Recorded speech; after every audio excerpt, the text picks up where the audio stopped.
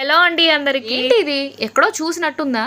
దీన్ని మేము గజ నిమ్మకాయలు అంటాము లేదా దూది నిమ్మకాయలు అంటాము. మీరేమంటారు? దీంతో ఈ రోజు అయితే పులిహోర చేస్తున్నాను అనమాట. ఎలా ఉంటుందో ఏమో అనుకోకండి, టేస్ట్ మాత్రం వేరే లెవెల్లో ఉంటుంది. నిజానికి నిమ్మకాయతో కన్నా ఈ దూది నిమ్మకాయతోటే చాలా బాగుంటుంది. లాస్ట్ టైం నేను పప్పు పొంగల్ వీడియో చేసినప్పుడు, అంటే నైట్ అన్నం మిగిలిపోయింది, మార్నింగ్ మేము పప్పు పొంగల్ చేసుకొని తింటామన్నప్పుడు చాలా మంది అయితే కామెంట్ చేశారు, ఒకసారి ఉడికిన అన్నాన్ని మళ్ళీ ఉడికించకూడదు అక్క, అట్లా చేయకండి, అది పాయిజన్ అవుతుంది అని. ఇక అప్పటి నుంచి అయితే పప్పు పొంగల్ చేయడం ఆపేసి ఇలా పులిహోర చేసేసుకొని లేదా పెరుగన్నం చేసేసుకొని తింటున్నాము. అన్నాన్ని మాత్రం వేస్ట్ చేయడం లేదబ్బా. ఇప్పుడు మాకైతే అన్నం విలువ బాగా తెలిసి వస్తుంది, అందుకే వేస్ట్ చేయకూడదు అని నిర్ణయం చేసుకున్నాము. ఇది వరకు ఏంట్రా అంటే మాకు వడ్లుండే అనమాట.